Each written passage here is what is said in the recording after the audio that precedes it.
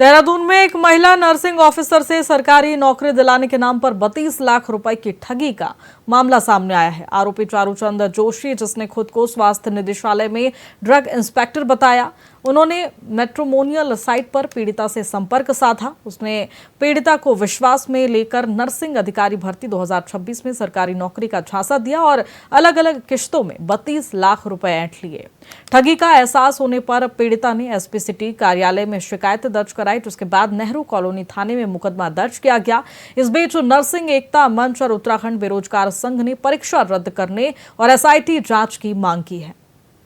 परीक्षा हुई थी नर्सिंग भर्ती परीक्षा 25 जुलाई को ये परीक्षा आयोजित हुई थी और इस परीक्षा में कई गंभीर आरोप जो है लगे हुए हैं। और इसमें दरअसल ये कहा गया है कि एक व्यक्ति है चारूचंद जोशी, जिसने एक तरह से 32 लाख रुपए की डिमांड की थी एक लड़की से, एक महिला से जो इस परीक्षा में अभ्यर्थी थी। उसने 32 लाख रुपए कई विभिन्न जो है 32 लाख रुपए अलग अलग जगह से अलग अलग अकाउंटों में जो है भेजे भी हैं उस लड़की ने। और ऐसे न जाने और कितने केसेस जो है इस भर्ती से रिलेटेड होंगे। हम ये चाहते हैं कि 3 दिन के भीतर जो है प्रदेश सरकार तत्काल इस पर या तो एसटीएफ जांच कराए या तो एसआईटी जांच कराए और इस परीक्षा को तत्काल जो है पहले निरस्त करे और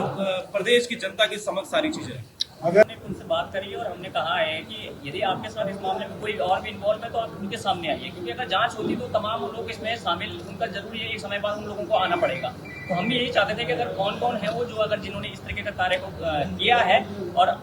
यदि उनको पहले से ही इस चीज़ में था कि अब उनके साथ ये कोई फ्रॉड हुआ है या कुछ हुआ है या फिर इनके कहाँ तक लिंक है, क्योंकि मेरे हिसाब से तो ये है कि अगर आप किसी को 32 लाख रुपए दे रहे हो तो वो आपने एकदम शायद उस चीज़ को जांचा होगा, आपने उसको परखा होगा और जब आप पूर्ण रूप से सहमत हुए होंगे तभी आपने एडवांस में इतनी बड़ी रकम कहीं तक पहुंचाई होगी।